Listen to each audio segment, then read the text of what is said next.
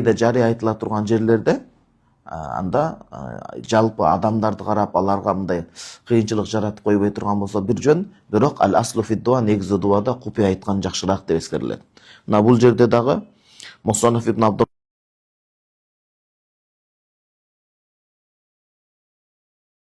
зикир Кудайды эстөөнүн эң жакшысы баягы өзү уга тургандай купуя болгону жакшы дейт.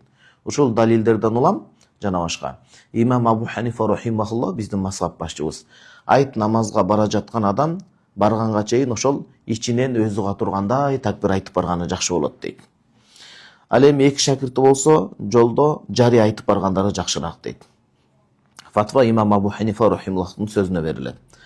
Такбирин качан баягындай токтотот десе, бир риваятта ошол аянтчага же мечитке барып токтогондо ошол жерден барып бүтүрөт деген сөз. Ал эми экинчи риваятта Ханафи мазхабта хатта яфтатиха сола, намазга киргенге чейин, мындайча айтканда ошол жерден намазга имамчылык өтө турган адам келип маселе айтканга чейин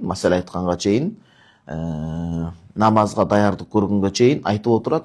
Качан имам сөз алып баштаганда ошол жерде такбирин токтотот деп атат.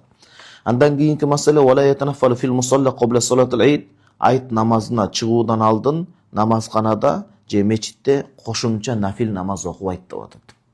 2 рекет шүгүр окуп алайын, 2 рекет муктаждык намазын окуп алайын, 2 рекет баягындай ишрак намазын окуп алайын, духа намазын окуп алайын деген маселе жок. Мындайча айтканда, айт намазына чыгуудан алдын сүннөт намаз жок деген сөз. Окуп койсо макруу болот деген сөз эмес. Баягы күн чыгып атканга туш келбесин, сүннөт намаз жок деген сөз. Бирок үйүндө окуп чыкса болобу десе кээ бир алымдар андан тыюу жок деп эскергени бар.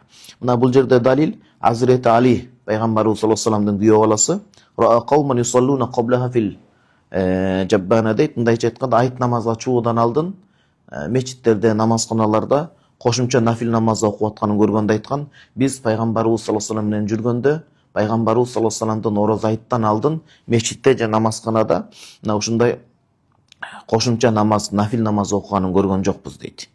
Айт намаздан алдын эч ким окуган эмес дейт.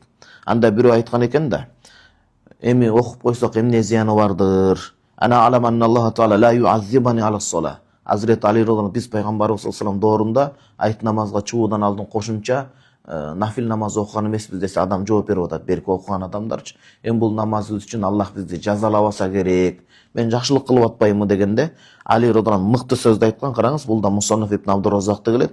Мен дагы билемин, ооба, Аллах таала азаптабайт. Бирок пайгамбарыбыз саллаллаху алейхи вассалам кылбаган нерсени каршы кылып атканың үчүн сооп да албайсың дегенди айткан да. Азирет Али